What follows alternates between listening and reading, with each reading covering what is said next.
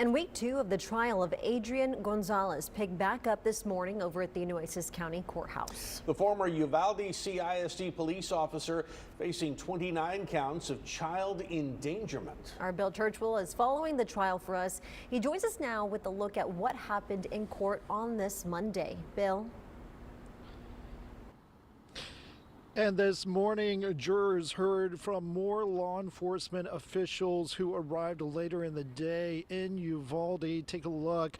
Testimony began this morning with Texas Ranger Terry Snyder, who was there to identify and remove bodies from the scene after the shooting. He also went through some of the graphic images of evidence from that day. He was questioned extensively about law enforcement training, including how officers are taught to respond during an active shooter situation. Snyder explained that officers are trained to move toward the threat and follow the sound of gunfire to stop a shooter. We have to identify our target before we shoot, yes. And how do you identify where your target is? You have to get to your target. You have to find where the shooting's coming from. When you hear the shooting as a police officer, you have to find where the shooting's coming from. Correct. And is that something you can just take your time to do, or is it an immediate action?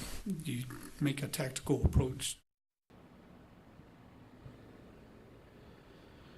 Now, prosecutors are trying to show that Gonzalez knew where the shooter was and had a responsibility to act. Meanwhile, the defense pressed Snyder on if an officer was supposed to put his life at risk or if it was too dangerous.